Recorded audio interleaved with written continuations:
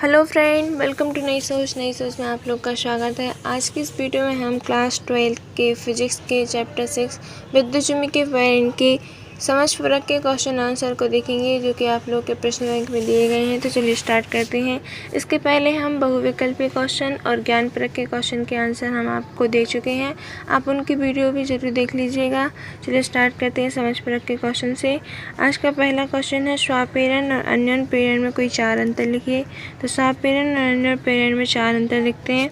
First अंतर है, स्वापेरण में किसी कुंडली में बहने वाली धारा के मान में परिवर्तन करने पर उसी कुंडली में ही प्रेरित धारा उत्पन्न होने की परिघटना को स्वापेरण कहते हैं। अन्योन्य प्रेरण किसी कुंडली में बहने वाली धारा के मान में परिवर्तन करने पर पास स्थित दूसरी कुंडली में प्रेरित धारा उत्पन्न होने की घटना को अन्योन्य प्रेरण कहते हैं।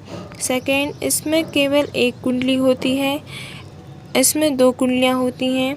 इसमें प्रेरित धारा का मुख्य धारा के मान को सीधे प्रभावित नहीं करती है, इसमें प्रेरित धारा दूसरी कुंडली में प्रवाहित होती है, अतः मुख्य धारा के मान को सीधे प्रभावित नहीं करती है। चौथा अंतर स्वापेरण में, स्वापेरण से संबंधित गुणांक को स्वापेरकत्व कहते हैं, अन्योन्य प्रेरण से संबंधित गुणांक को अन्योन्य प्रेरकत्व कहते हैं। नेक्स्ट क्वेश्चन देखते हैं। ये 4 अंतर देखे आप लोग ने। नेक्स्ट क्वेश्चन है, लंबाई 2 मीटर तथा व्यास 4 सेंटीमीटर वाली एक परिनालिका में 2000 फेरे हैं। इसके मध्य में 1000 फेरों वाली द्वितीय परिनालिका लिपटी हुई है। दोनों परिनालिकाओं के मध्य अन्योन्य प्रेरकत्व ज्ञात करना है। तो यहाँ पर प्रश्न अनुसार दिए गए हैं। फेरों की संख्या 2000 है, लंबाई 2 मीटर है और N2 1000 फेरे दिए गए हैं। तो यहाँ पर ए क्या हो जाएगा, पाई आर स्क्वायर हो जाएगा।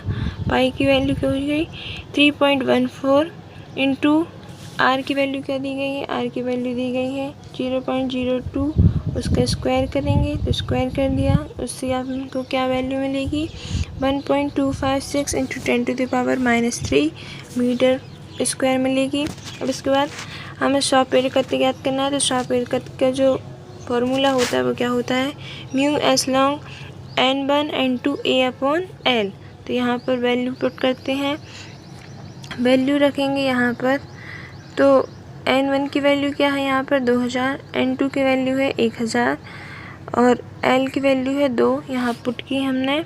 तो इसकी जो फाइनल वैल्यू निकल के आएगी वो क्या निकल के आएगी 1.577 इंटू 10⁻³ हेनरी। तो इसका ये राइट आंसर हो जाएगा। नेक्स्ट क्वेश्चन देखते हैं। नेक्स्ट क्वेश्चन क्या है, 2 प्रेरक कुंडलियों में स्वापेरकत्व L1 व L2 है। इन्हें क्रमशः श्रेणी क्रम तथा समांतर क्रम में जोड़ने पर प्राप्त तुल्य प्रेरकत्व होगा। तो प्राप्त तुल्य प्रेरकत्व क्या होगा, यहाँ पर सबसे पहले श्रेणी क्रम में जोड़ते हैं।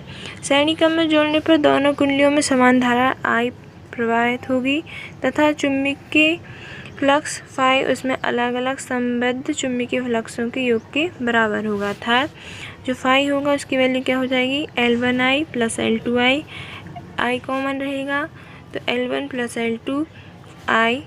यदि संयोजन का तुल्य प्रेरकत्व L है तो फाई इक्वल्स टू क्या हो जाएगा Li हो जाएगा। L इक्वल्स टू क्या होगा L1 प्लस L2।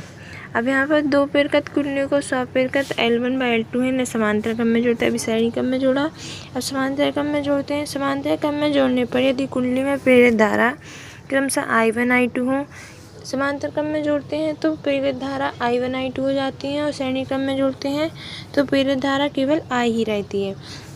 अब संपूर्ण प्रेरित धारा क्या हो जाएगी I equals to total I1 plus I2।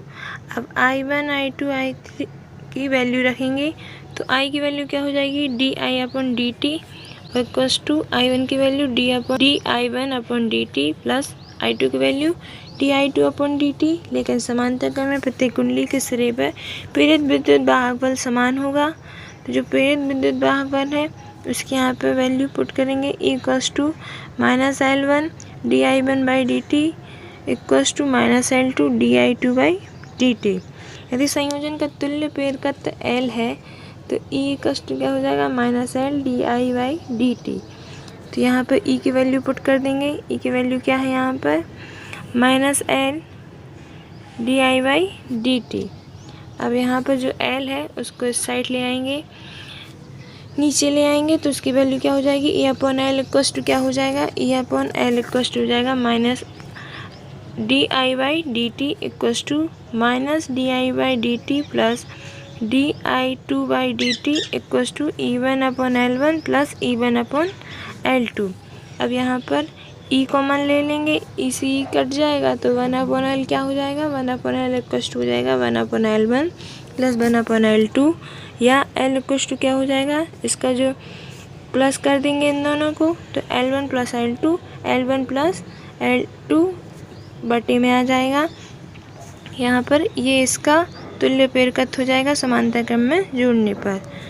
Next question देखते हैं। नेक्स्ट क्वेश्चन क्या है, एक समतल वृत्ताकार कुंडली में स्वपेरकत के लिए व्यंजक स्थापित कीजिए।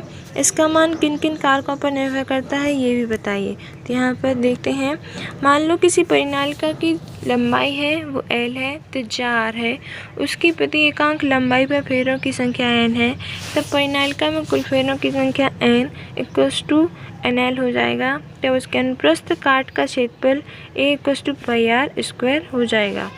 यदि परिनालिका में I धारा प्रवाहित हो रही है तो परिनालिका के केंद्र पर चुंबकीय क्षेत्र की तीव्रता क्या हो जाएगी।